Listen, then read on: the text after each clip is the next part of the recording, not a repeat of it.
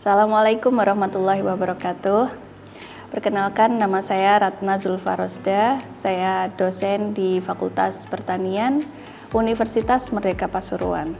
Saya ada di program studi agroteknologi. Dalam video ini saya akan menyampaikan tentang penelitian saya dengan skema penelitian dosen pemula atau PDP untuk tahun anggaran 2024. Sebenarnya saya sudah pernah melakukan PDP di tahun 2021, sehingga ini adalah penelitian PDP saya yang kedua kalinya. Proses penelitian saya ini seperti biasa dilakukan mulai dari tahap setelah ada pengumuman, saya mengajukan usulan atau proposal. Nah, kemudian ada informasi untuk melakukan unggah perbaikan usulan. Kemudian saya juga melakukan unggah surat kesanggupan melaksanakan usulan. Nah, kemudian ada pengumuman kontrak, baik itu dari DRTPM dengan LLDikti 7 dan kemudian LLDikti 7 dengan Universitas Merdeka Pasuruan, dan selanjutnya dari Universitas Merdeka Pasuruan dengan kami para peneliti. Nah, kemudian dilakukan juga pelaksanaan lapang dan juga pencairan dana. Nah, untuk pelaksanaan lapang akan dijelaskan di kebun percobaan Fakultas Pertanian. Nah, sebagai informasi bahwa penelitian ini saya lakukan sesuai dengan kepakaran saya di bidang hidroponik, di mana roadmap saya dimulai tahun 2020 sudah melakukan penelitian di bidang hidroponik. Untuk penelitian kali ini ada di TKT 2 dan output dari penelitian ini adalah TKT 3. Dan seperti biasanya penelitian ini juga dilakukan MONEF atau monitoring dan evaluasi internal. Setelah dilaksanakan MONEF, maka nanti laporan hasil akan kami unggah di laman Bima. Untuk lebih jelasnya, maka kita akan lanjut ke lapang untuk melihat proses penelitian saya di lapang. Nah, ini adalah penelitian saya yang di lapang. Di sini saya menggunakan komoditas selada, dan ini menggunakan guli hidroponik khusus memang untuk hidroponik. Jadi ini yang di penelitian saya memang benar-benar menggunakan teknik NFT. Lokasi penelitian saya ada di kebun percobaan Fakultas Pertanian Universitas Merdeka Pasuruan, dan di sini saya melakukan penelitian dibantu oleh 2 mahasiswa. Artinya di penelitian ini saya melibatkan 2 orang mahasiswa, dan selain saya juga ada 1 partner saya dari dosen Fakultas Pertanian.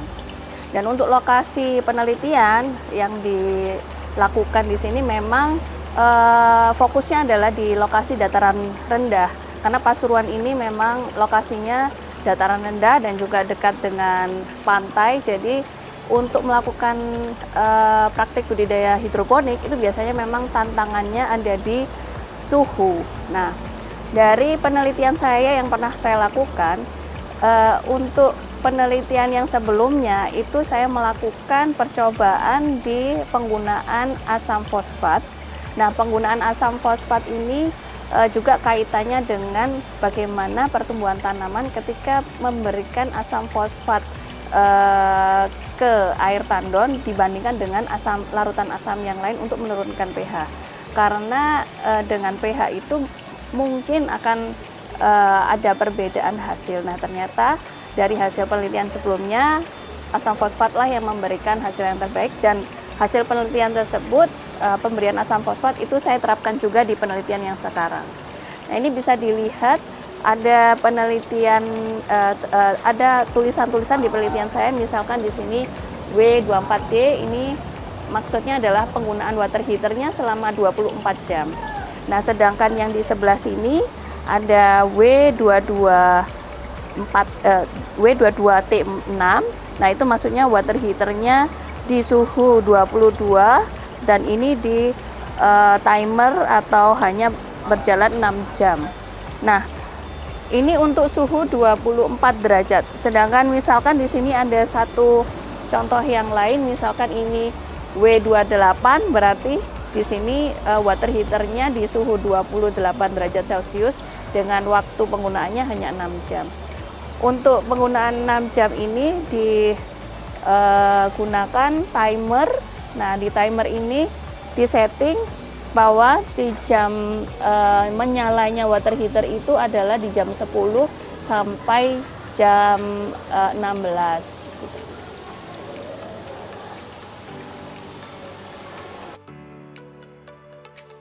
Nah, ada satu hal unik yang saya alami di penelitian ini, yakni pada saat saya melakukan penelitian ini memang berdasarkan suhu air yang ada di daerah perakaran tanaman. Idealnya biasa disebutkan bahwa suhu yang ideal itu untuk tanaman bisa tumbuh bagus itu di daerah perakarannya sekiranya bisa di bawah 30.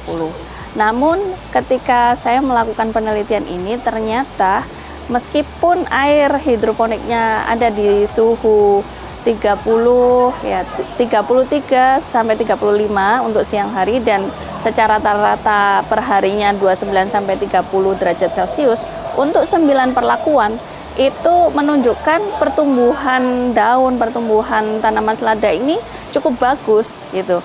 Nah, artinya ada hal yang dimana kita yang awalnya ingin membuat suhu airnya ideal, ternyata selama tanaman ini suhu udaranya itu sama atau berimbang dengan suhu air, itu tanamannya akan tetap tumbuh bagus.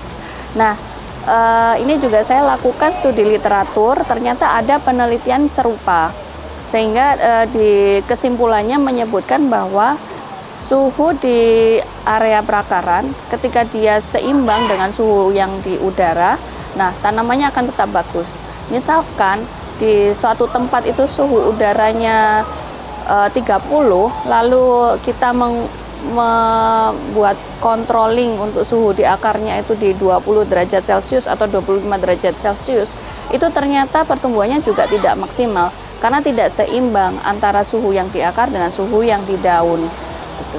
Jadi ini menjadi salah satu pengalaman unik ketika saya yang awalnya mengira nanti kalau di Pasuruan ini dengan dataran rendah suhunya cenderung tinggi di atas 30 derajat Celcius. Nah, kemudian kita berikan perlakuan untuk mendinginkan air, harapannya tanamannya bisa bagus. Ternyata tidak harus seperti itu. Selama suhunya berimbang antara suhu udara dan suhu yang di air, tanamannya akan tetap bagus.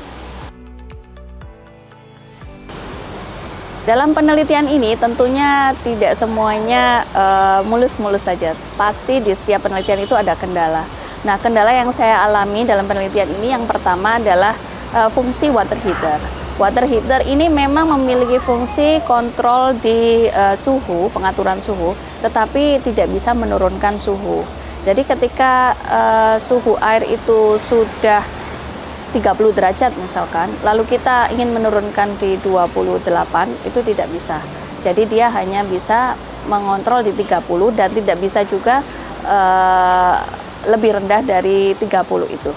Nah, misalkan di sini yang saya uji cobakan kan mulai dari 22 derajat, 24 dan 26, 28. Jadi ketika suhu airnya sudah 30, maka ya tetap akan 30. Sehingga fungsi water heater di sini mungkin kurang cocok untuk dilanjutkan.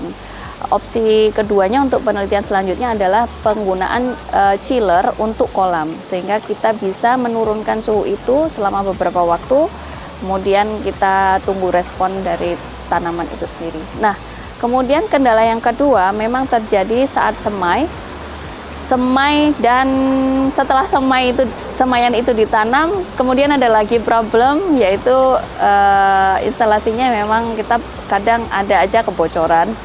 Jadi itu yang membuat memperbaiki settingan hidroponiknya. Dan yang terakhir, kendala yang perlu saya sampaikan dalam penelitian ini adalah kita tidak bisa menolak kejadian alam ketika pertumbuhannya tidak normal. Jadi ini memang nanti di data pastinya di perlakuan yang ini menghasilkan tanaman yang tidak normal pertumbuhannya. Kita lihat kalau dibilang mati semua ya enggak. Ada yang tanamannya tetap tumbuh, tetapi tumbuhnya pun juga kerdil. Nah, hanya di perlakuan ini. Dan ini masih belum diketahui apa penyebabnya. Oke, sekian video kunjungan lapang di penelitian saya.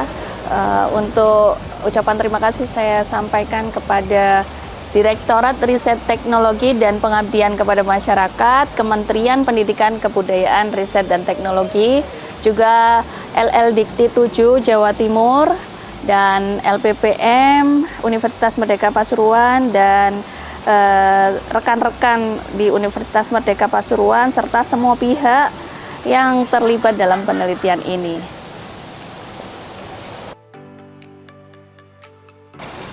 Pesan saya selama mengikuti penelitian ini yaitu saya mendapatkan banyak sekali ilmu baru dan juga pengalaman yang menyenangkan.